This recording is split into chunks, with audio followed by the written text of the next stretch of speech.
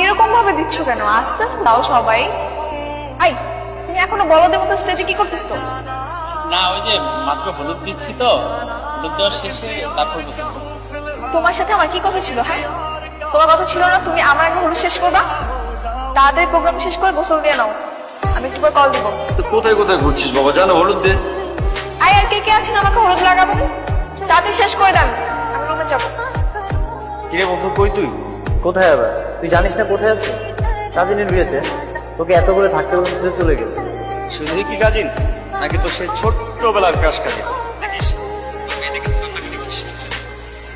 কি হয়েছে?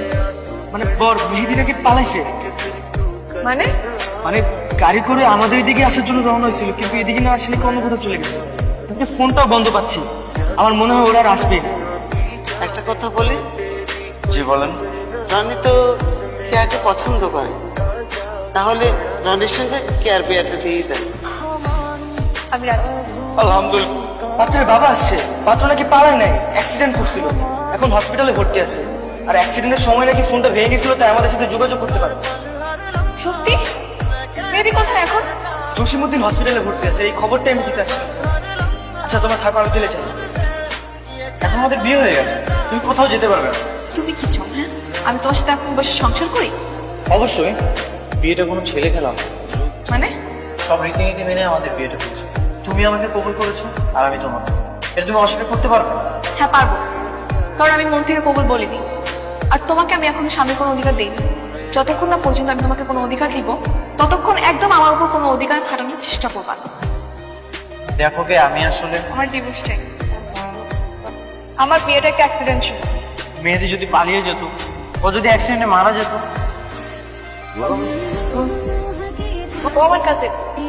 বসো, তাই বসো। না না, বসতে হবে না, তুমি তাদের সুস্থ হয়ে ওঠো, আর তোমার অপেক্ষায় আছে। শুনলাম তুমি নাকি বিয়ে করে নিয়েছো।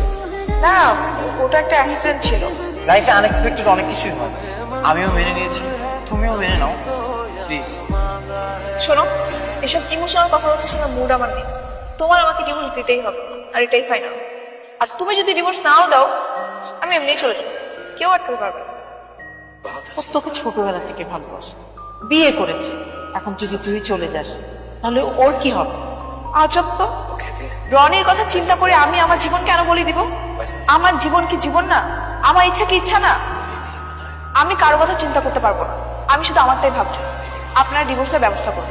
দেখো, তুমি যাওয়ার পর বাবা আমাকে অনেক চিন্তা করে। বাবার কথার সাথে আমি একমত। তুমি যেহেতু বিয়েটা করেই ফেলেছ, তুমিও মন থেকে মেনে নাও। শোনো, আমার সাথে না সব ভালোবাসা দেখাইতে আসবে না। আমি শুধুমাত্র তোমার কাজিন, ওকে? কাজিন হলেও এখন তো আমি তোমার হাজবেন্ড, তাই না? আচ্ছা, বরফ না দিলে আমি তোমার জন্য পানি নিয়ে আসি, পানি দাও, একটু ভালো লাগবে। তুমি কি চাও আমার ভালো লাগুক? কেন চেপো না, সেটা তো অবশ্যই চাই। তাহলে এক্ষুনি রুম থেকে বের হয়ে যাও। ঠিক আছে। তার আগে এটা দেখো, কি এটা? Divorce letter.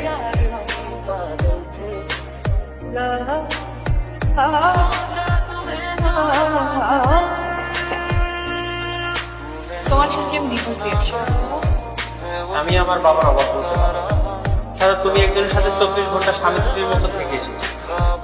ধরো আমি তোমাকে বিয়ে করলাম, তো আমার মাথায় না আমার জিনিসটা সবসময় থাকে। আমার গার্লফ্রেন্ড বা আমার স্ত্রী আগে আর একজনের স্ত্রী ছিল। এটা না আমি মেনে নিই। তুমি ফিরে যাবে।